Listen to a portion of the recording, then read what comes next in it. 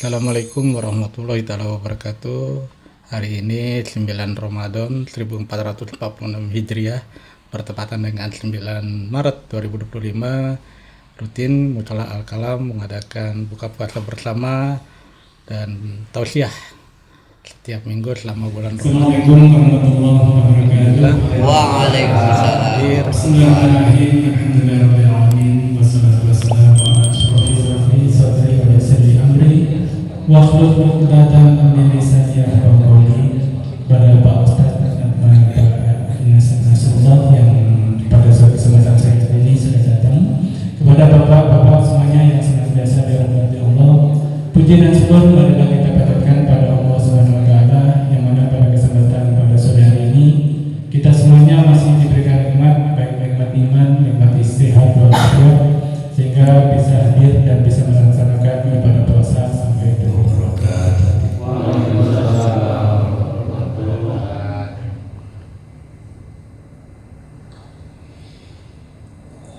A'udzu billahi minasy syaithanir rajim.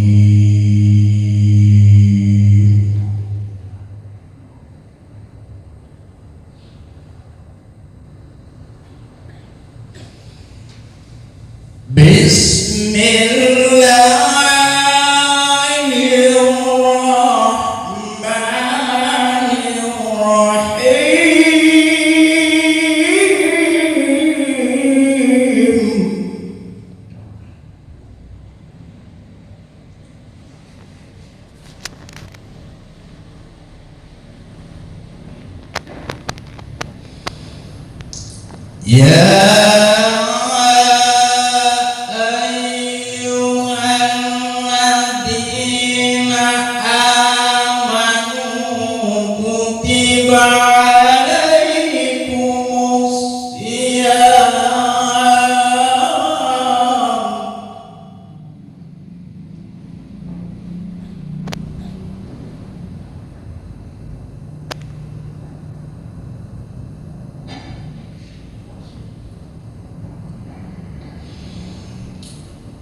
Kutiba alaikumus syiyamu kama kutiba alal ladzina min qablikum la'allakum tattaqun. Assalamualaikum warahmatullahi wabarakatuh.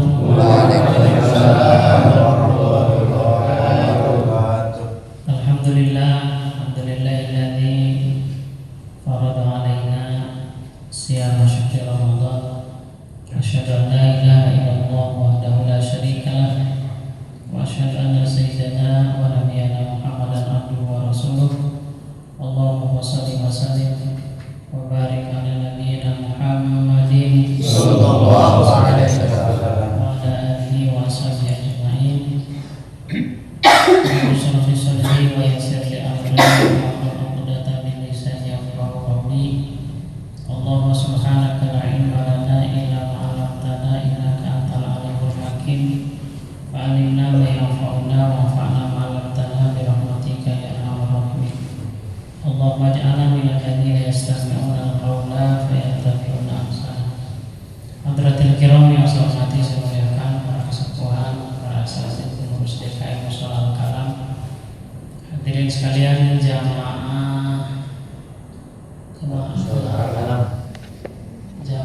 sholat maghrib belum bersilaturahim keluarga, sahabat dan mudah-mudahan termasuk kita semua. Alhamdulillah kita bersama semoga semakin terbaru kita. Padahal puncak kemenangannya ada di akhir-akhir. Jadi ini yang pertama. Yang kedua, nanti insya Allah kalau waktunya cukup kita juga ingin membahas tentang yang mungkin masih banyak jadi pertanyaan juga di kalangan kita orang yang berpuasa. Wasufati syayatin, bahwa setan itu di bulan Ramadan dibelenggu gitu ya, diikat. Nanti kita coba urai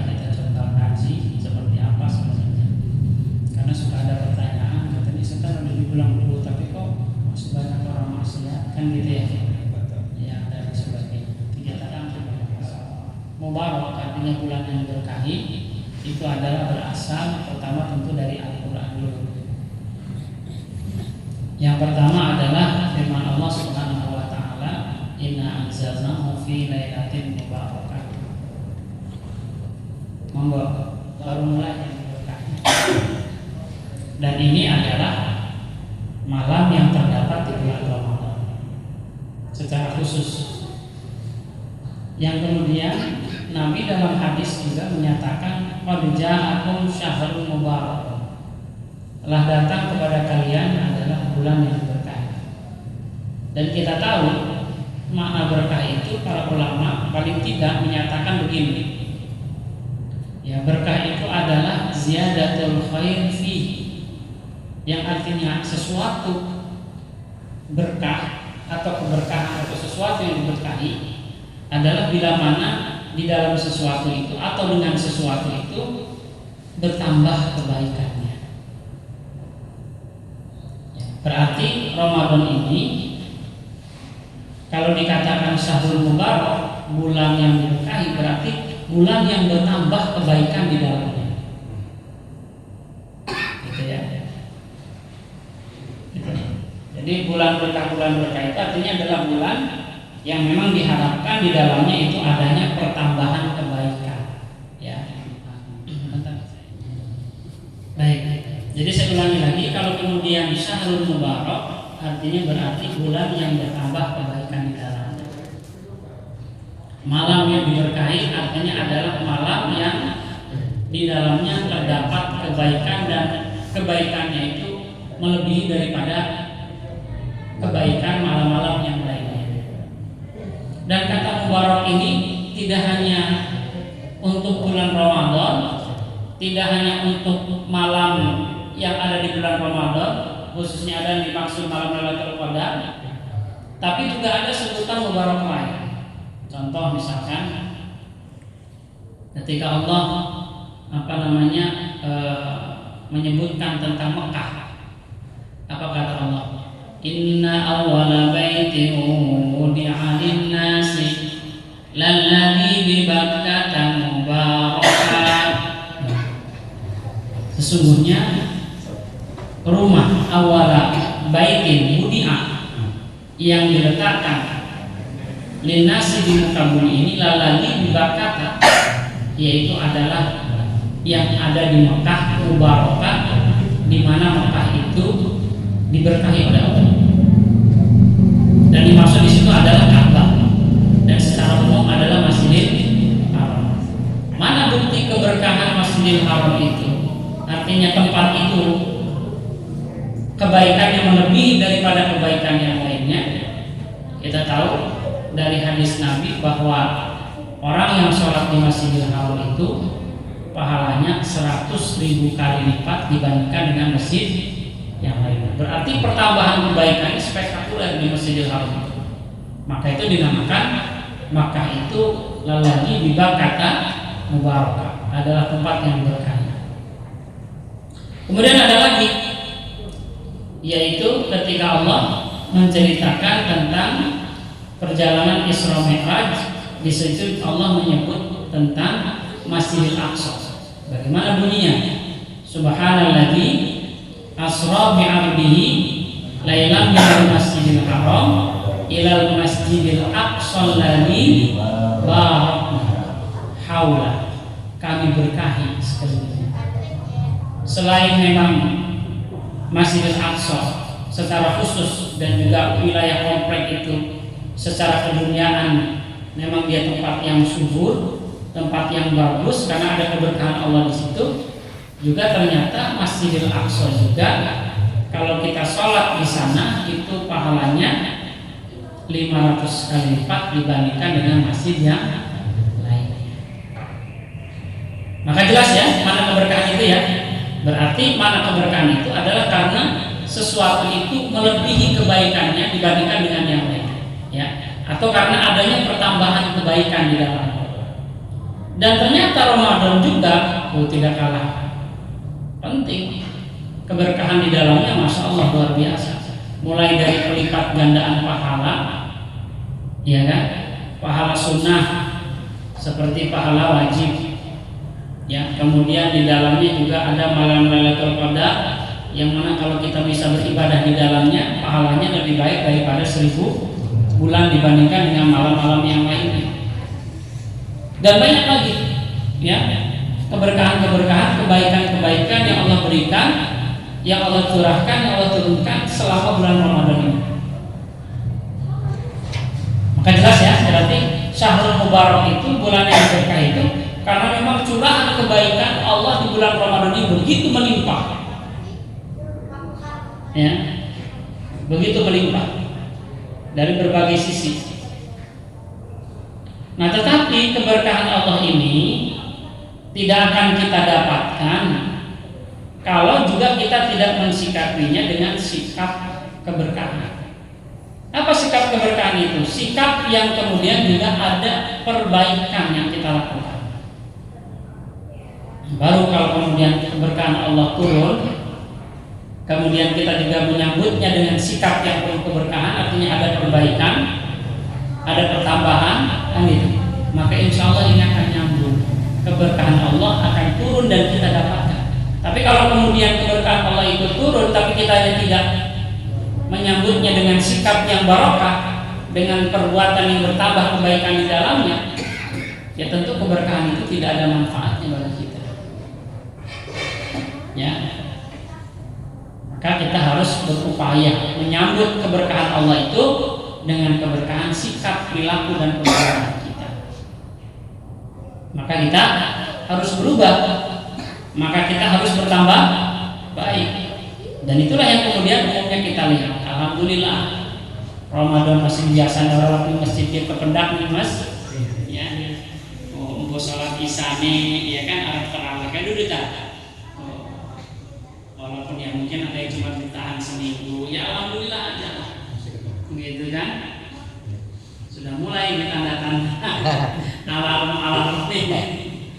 Ya, kalau malam 1, 2, 3 mau full, gitu kan. Untuk ke masjid, ke musola, karena sudah kegiatan tempat sini tidak selesai.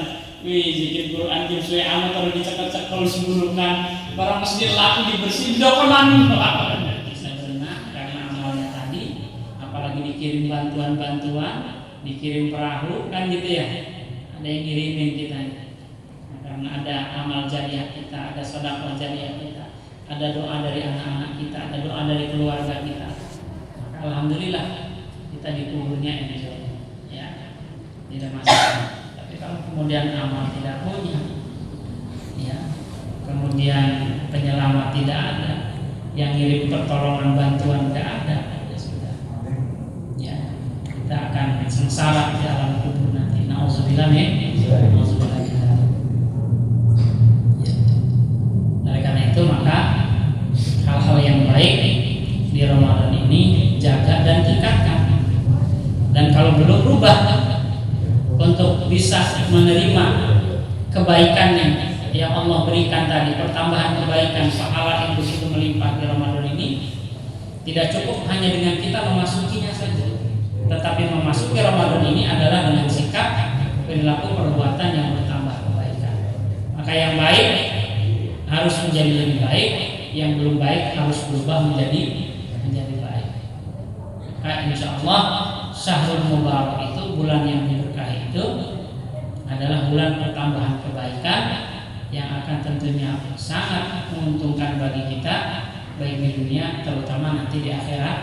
Di akhiratnya dengan berbagai pahala yang Allah berikan kepada kita.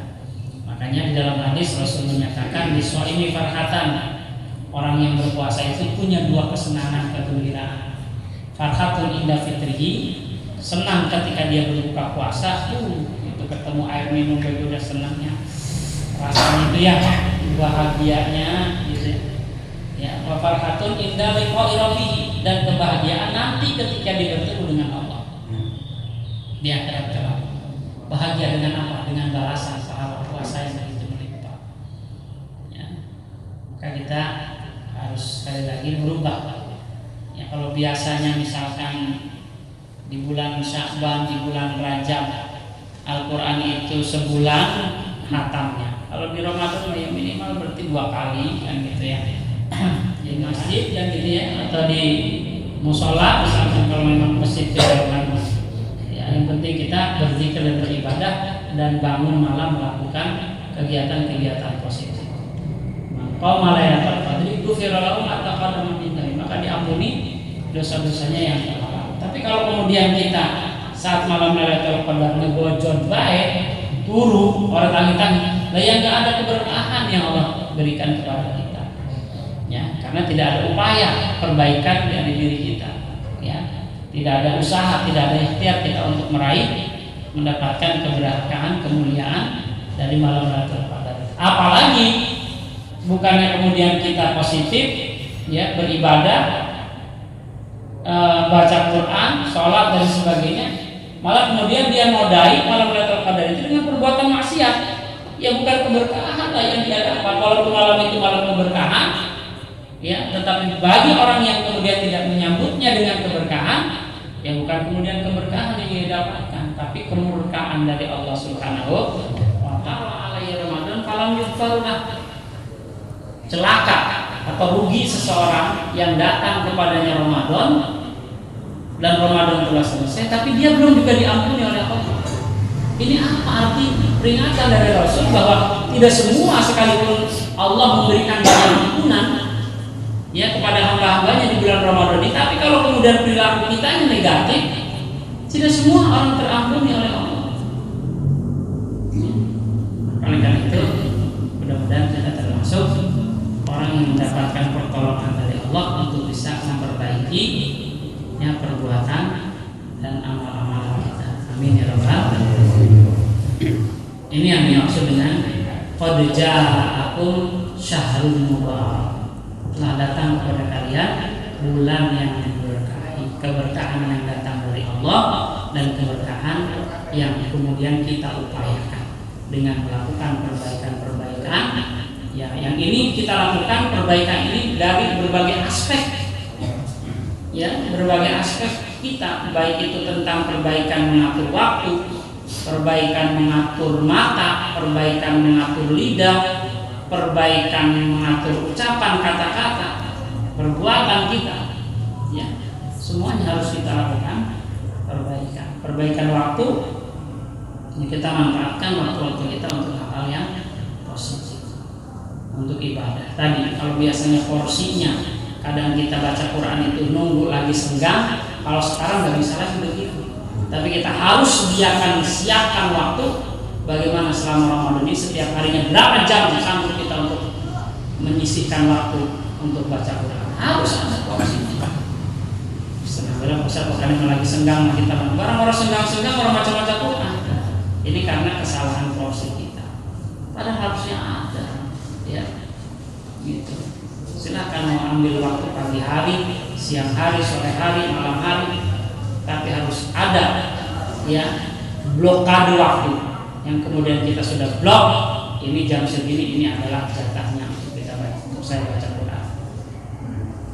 Ya mau 1 jam, 2 jam harus, jangan nunggu sempat. Yang lain-lain kita sempatkan kok, kenapa baca Quran sehingga kita sempatkan. Nah, lidah kita, ucapan-ucapan kita jangan sampai mengeluarkan kata-kata yang kemudian menodai daripada puasa kita. Karena puasa itu mungkin secara fikih jarang orang yang batal, tetapi kalau dari tinjauan pahalanya banyak sekali orang yang puasa berguguran pahala. Makanya kata baginda Nabi, kamin so'imin, beliau menyebut so'im puasa. Berapa banyak orang yang menjalankan puasa, laisa lahu min siyami ilal ju'i wal atos, tetapi tidak mendapatkan apapun dari puasanya kecuali hanya rasa lapar karena tidak makan dan tidak haus karena tidak minum. Kenapa? Karena puasanya memang dia hanya menjaga makan dan minum saja. Maka saya katakan banyak yang lulus kalau menahan makan dan minuman, walaupun ada juga yang nggak lulus yang mampir di warteg gitu. Ya kan? Akhirnya ada yang bikin video lalu contohkan misalkan matanya jelalatan gitu kan. Yang padahal Sudah jelas dalam hadisnya itu, kalaupun itu tidak membatalkan puasa, tetapi itu menggugurkan pahala puasa, sehingga puasa yang kita lakukan tidak ada pahalanya. Nauzubillah min. Ayo, oleh karena itu kita jaga ya puasa kita dengan juga menjaga amal perbuatan kita, ya, pandangan kita, pendengaran kita. Ini yang pertama, kaitan dengan tadi qad ja'akum syahrul mubarak. Mari kalau kita ingin mendapat keberkahan dari Allah, lakukan perbaikan diri kita, ya, yang disebut juga dengan itu namanya mubarak. Artinya kita ini berkah umur kita karena adanya pertambahan kebaikan. Ya, amal perbuatan kita berkah, rezeki kita berkah, dengan rezeki itu kita bisa menambah kebaikan. Maka jadikan setiap apa yang Allah titipkan dalam diri kita menjadi berkah. Dengan apa? Dengan selalu kita mengiringi segala sesuatu yang dititipkan oleh Allah itu untuk menambah kebaikan. Ya, badan kita berkah dengan badan ini karena kita melakukan kebaikan. Ya, umur kita berkah dengan umur ini kita melakukan kebaikan, dan seterusnya dan seterusnya. Yang kedua adalah tentang tadi hadis Nabi, yang itu masih satu hadis sebenarnya, tapi ungkapan berikutnya hadisnya itu cukup panjang. Nah, dalam hadis itu juga Rasul menyatakan wasufidatis sayati, dan setan-setan itu dibelenggu atau diikat atau apalah istilahnya, dipenjara dan sebagainya gitu kan. Tapi ada pertanyaan timbul kadang-kadang gitu ya, oh, setan katanya sudah dibelenggu, diikat, nggak bisa menggoda manusia, tapi kok kayaknya masih banyak yang tergoda sama setan, sehingga ada yang tidak puasa gitu kan, ada puasa tapi tetap maksiat misalnya. Jadi di mana letak setan dibelenggu itu? Berarti kan masih jebol aja tergoda oleh setan. Jawabannya ada dua. Yang pertama, ya, bahwa setan itu dibelenggu memang itu makna aslinya secara tekstualnya sesuai dengan lafaz hadis itu, betul-betul dibelenggu setan itu sehingga dia tidak bisa menggoda manusia. Nah pertanyaannya, kenapa kemudian masih banyak orang yang maksiat? Emang kemaksiatan itu harus berasal dari setan saja? Emang manusia itu tidak bisa maksiat? Tanpa setan pun manusia itu bisa berbuat. Tanpa setan pun manusia itu bisa berbuat dosa. Makanya kan ada anekdot tuh ya, lelucon, ya kan? Katanya setiap ada orang berbuat jahat dituduhkan ke kami, katanya orang berzina dia yang enak, katanya gara-gara saya. Itu kan orang mencuri gara-gara saya. Setelah saya mau pensiun kan menjadi setan, karena jadi tersangka terus katanya. Gitu kan? Anekdotnya begitu. Artinya apa? Tanpa setan sekalipun manusia itu punya potensi berbuat jahat. Dan yang mengatakan itu bukan kita, Nabi. Ya, seorang nabi. Siapa? Nabi Yusuf. Beliau mengatakan, diceritakan dalam Al-Quran surah Yusuf, wa ma ubari'u nafsi inna nafsa la'ammaratun bisu. Wa ma ubari'u nafsi, saya tidak menganggap jiwa saya ini bersih, jiwa saya ini suci. Enggak, kata Nabi Yusuf. Mau dia juga punya nafsu. Inna nafsa la'ammaratun bisu, dan sesungguhnya nafsu itu, jiwa kita ini ammaratun bisu, sering mengajak kepada keburukan. Ya. Dan sangat kuat mengajak itu. Dan itu beliau rasakan saat kapan? Saat beliau diajak oleh Siti Zulaikha untuk berbuat maksiat. Sudah dikunci pintunya, tinggal berdua. Kata Nabi Yusuf, waduh, gaya saya jejak intim. Saya juga punya nafsu. Maka beliau mau baru nafsu. Saya juga agak menafsu. Saya juga demen, pengen. Laula an ra'a burhana rabbi, kalaulah saya tidak melihat tanda-tanda kebesaran Allah, mungkin saya terjerumus, kata Nabi Yusuf. Itu Nabi loh yang ngomong. Seorang Nabi saja begitu kondisi. Bagaimana jiwa-jiwa kita yang masih liar begini. Jadi tanpa setan pun kita mungkin sekali berbuat maksiat. Jelas nggak? Jelas nggak? Ya. Kalau tadi maknanya supidati sayatin, setan dibelenggu, tapi iya tanpa setan pun kita berpotensi melakukan kejahatan. Apalagi kalau kemudian kejahatan itu sudah menjadi tabiatnya, sudah menjadi kebiasaannya. Ya wes, dilepas kalau setan bagi wes mencupruk maksiat dewa. Setan orang udah goda maning wes mengkonon. Iya. Makanya mana orang kafir itu jarang digoda sama setan. Nah, orang dia udah temenan kok. Yang digoda-goda itu yang suka ke masjid, yang suka baca Quran, yang rajin ibadah. Woi, setan itu tantangan bagi dia. Gimana caranya mencari siasat untuk bisa menaklukkan? Maka bapak ibu, bapak di sini jangan merasa aman karena sudah menjadi sering ibadah, sering ke masjid. Jangan. Justru kita harus lebih takut dan selalu memohon perlindungan kepada Allah. Khawatir kita tergelincir oleh godaan setan. Gitu. Karena itu semakin kencang setan itu menggoda kita. Kalau yang udah biasa maksiat, diamin aja juga mas setan udah jalan sendiri. Iya, enak setan nggak mau kamu ya udah. Makanya kalau setan itu kalau dapat tugasnya itu sama orang yang begitu gemuk dia setan itu. Mana ketemu kan ada dialog setan gemuk sama setan gemuk kan gitu. Kamu ngurus amat katanya. Nah ya buku yang saya goda setiap mau makan minum baca bismillah dulu. Jadi saya ikut ikutan. Katanya gemuknya gua dong enak katanya. Dia makan gue ikut makan katanya gitu. Karena nggak pernah baca bismillah karena apa? Nggak ada yang melindungi. Dan yang bisa melindungi kita dari setan itu hanyalah Allah. Nggak ada. Ya. Maka sesoleh apapun kita, setaat apapun ibadah kita, sekuat apapun, kalau tidak ada perlindungan dari Allah, kita bisa tergelincir. Apa kurangnya Nabi Adam? Ya kan?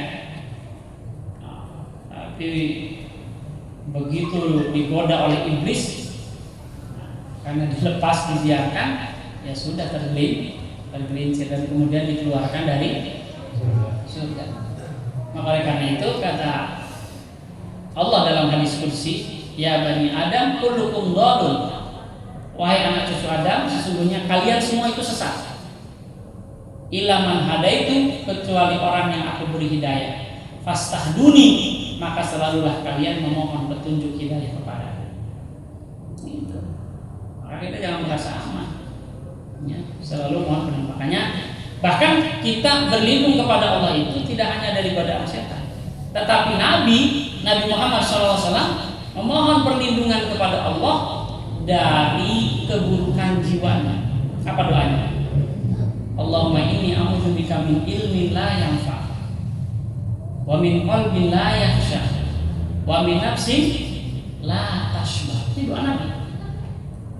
Ya Allah, aku berlindung kepadamu dari ilmu yang tidak manfaat, dari hati yang tidak khusyuk, dan dari nafsu yang tidak pernah puas. Ini soalnya sifatnya nafsu itu, karakternya memang dia tidak pernah merasa puas. Maka disebut istilahnya nafsu itu melulu. Kan ada lagunya saya pernah nyanyi, pernah di video ini. Pandangan mata selalu menipu, pandangan akal selalu tersalah.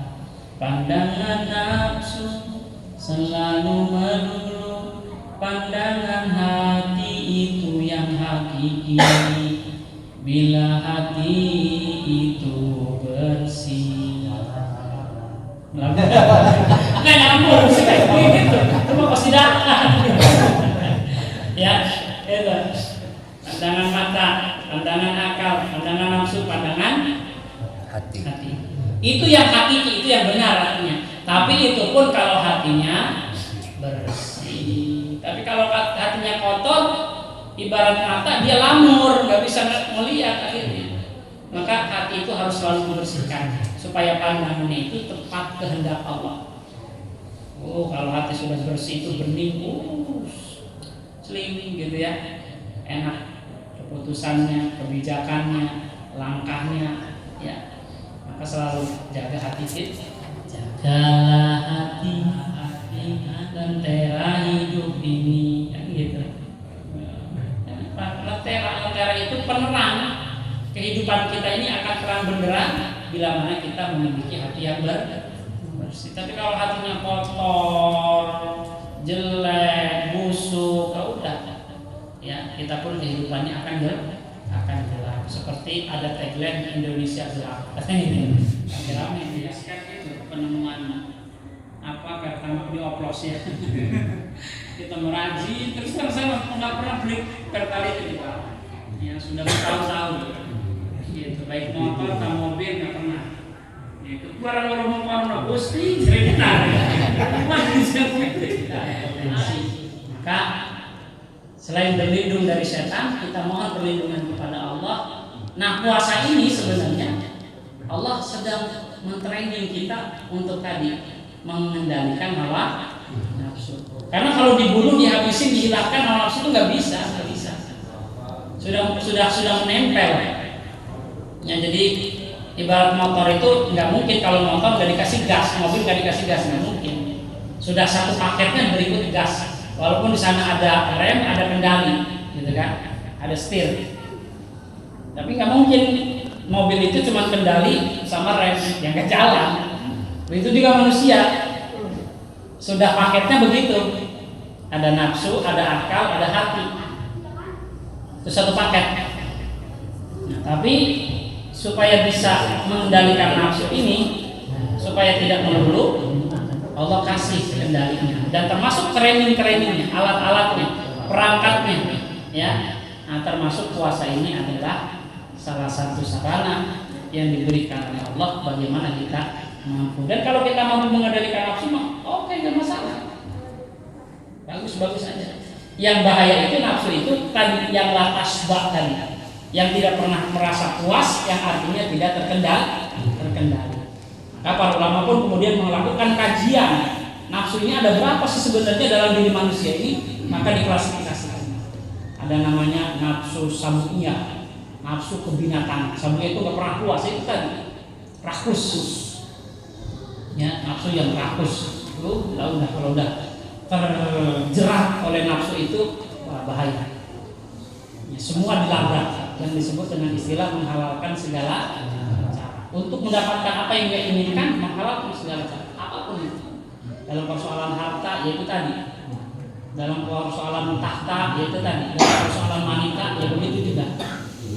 Ya, mau halal, mau haram, diuji oleh Allah dengan sebutan ya ayyatuhan nafsul mutmainnah irji'i ila rabbiki radiyatan mardiyah fadkhuli fi ibadi wadkhuli jannati. Ujungnya akan dipersilahkan oleh Allah untuk memuaskan nafsunya, tetapi nanti di surga, bukan di dunia. Di dunia mah darul amal ataupun darul bala, tempatnya kita diuji. Nggak boleh kita. Tapi kalau nanti di surga, silahkan kita puaskan nafsu kita. Matastahihi anfusuhum. Di surga itu ada semua yang diinginkan oleh nafsunya. Apa saja ada. Makan arep mangan apa genan. Wadon sing priyen bayi modele nanu bidadari ayu nek kebina-bina. Iya kan? Boleh kan amal. Homer di sana ada. Karena sudah digelar.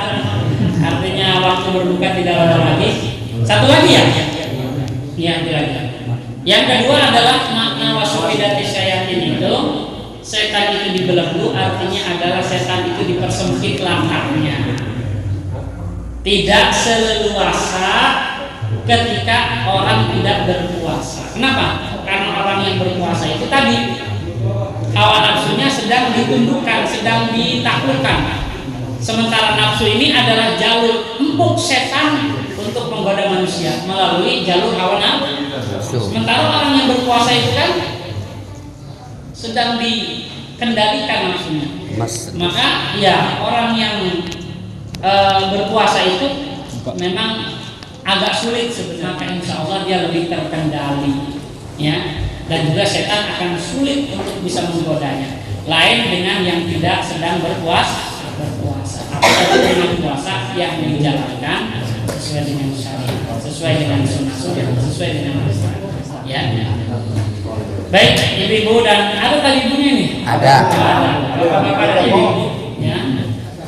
Barangkali ini materi kajian yang bisa saya sampaikan dalam rangka mengantar datangnya waktu buka. Semoga Allah memberkahi kita semua dan semoga Allah menerima amal ibadah dan puasa kita, dan mudah-mudahan kita diberikan kesehatan dan panjang umur dalam menjalankan puasa ini, bahkan mudah-mudahan kita bisa bertemu kembali dengan Ramadan berikutnya. Amin ya Allah ya Rabbal alamin. Untuk itu mari kita sempurnakan menutup daripada kegiatan kita pada sore hari ini dengan bersama-sama berdoa terlebih dahulu.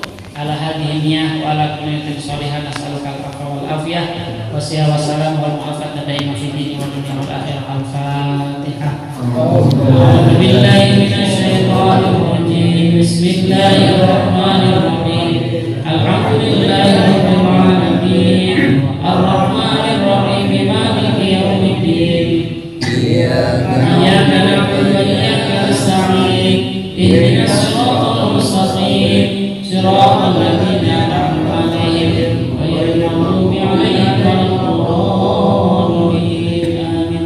اللهم صل على سيدنا محمد في الأولين والآخرين وبارك وسلم ورضي الله تبارك وتعالى عن جميع صحابة رسول الله أجمعين.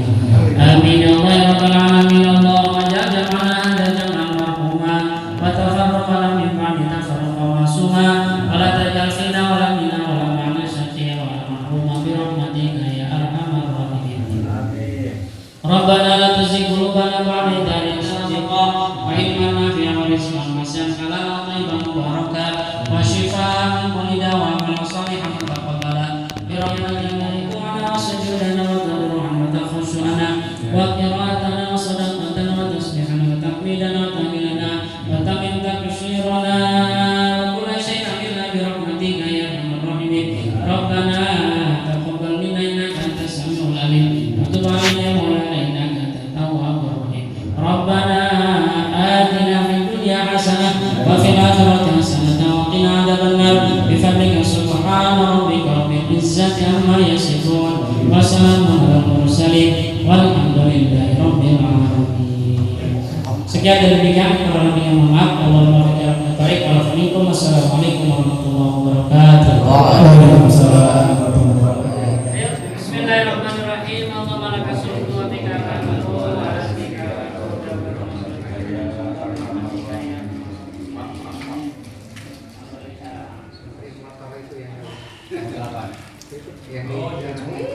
Yang mau mata kau ya.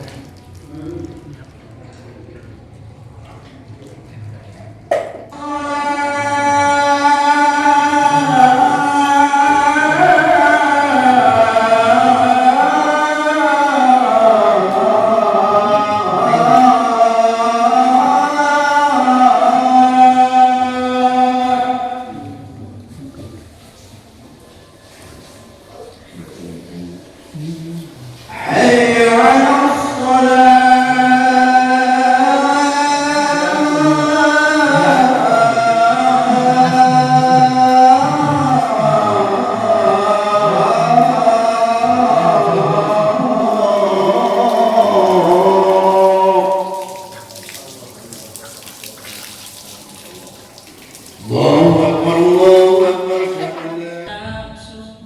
Selalu melulu pandangan hati itu yang hakiki.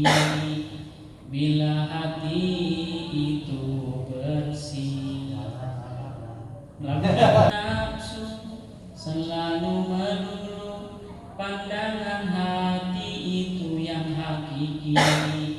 Bila hati Alhamdulillah selesai sudah buka puasa bersama di 9 Ramadan 1446 Hijriah di Mushola Al-Kalam. Terima kasih, jangan lupa untuk subscribe, like, share, dan komennya. Assalamualaikum warahmatullahi wabarakatuh.